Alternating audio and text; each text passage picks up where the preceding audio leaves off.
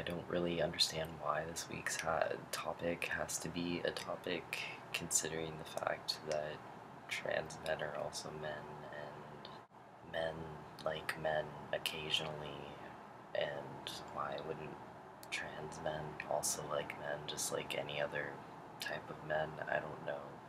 So why wouldn't there be gay FTMs? Like, what I mean is that I don't think it shouldn't be a topic, but simply I don't understand why it's so hard for people to like grasp the concept of that happening. I feel like a lot of people have this mentality that we're all lesbians that like took it too far or something. I don't know. I've actually heard it like referred to as that before, which is, you know, another thing to talk about all on its own. But you know, I don't know.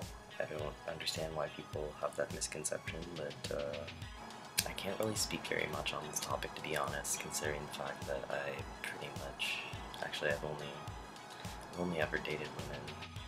Any other experiences that I've had with men have been very limited. Like, you can count them on less than one hand, kind of type deal. And to be honest, if I had to peg myself as something, I would say, I don't know, I'd say that I'm straight, but it's just that if I'm desperate and I don't feel like doing something myself, I'm not gonna say no, because I have a pretty decent imagination, so that sounds terrible, but I'm not picky, that's my sexuality. I don't know, like, romantically, I don't even understand.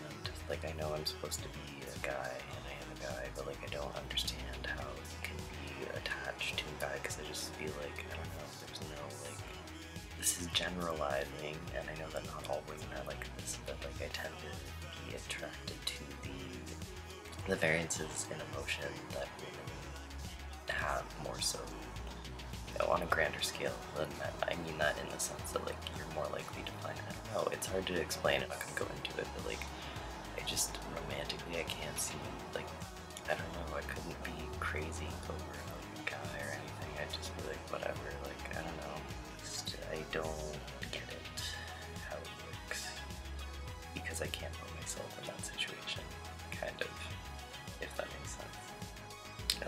The only thing I can really speak from, like, my experience is the fact that I'm read as being gay a lot.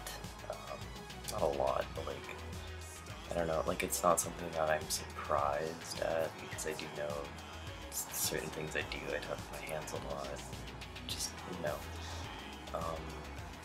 I didn't really mind it before, but recently it has bothered me, because I know that the reason why I'm being read that way is because society's idea that gay male equals, you know, feminine or feminine qualities, and therefore that means that something about my presentation is being read as feminine, which I just don't like, and I think that it's very hard to undo, you know, 20 years of socialization in, you know, a short period of time, so it is hard for me to get out of certain habits that I picked up because of the way that I was socialized. And it's not me trying to change myself, or it's just, you know, when you're put in that environment, you basically have to learn to cope, and ways of coping are doing the things that everyone expects you to do, and it doesn't mean that you necessarily like to do that, and it doesn't mean that that's necessarily what your instinct to do is, if that makes any sense. So I don't see it as erasing part of who I am, but rather who everyone else wanted me to be, kind of.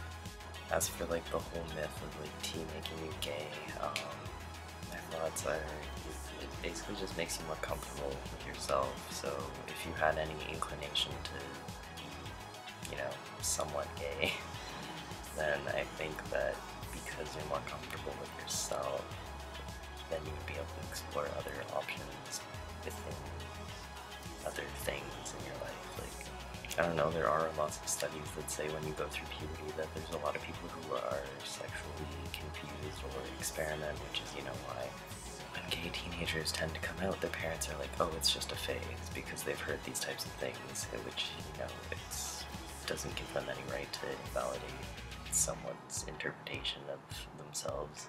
whether that's actually a phase or whether it's, you know, permanent. I don't think anyone has the right to say that. But it is true that hormonal shifts that are like quite big can cause you to be sort of confused. I don't know if that makes sense. So like that could be, I don't know, when you take tea you're basically going through puberty again, so it would make sense. Obviously I'm not speaking about everyone who has same-sex attraction or whatever. I don't know, I don't really have that much to say on this. I don't know.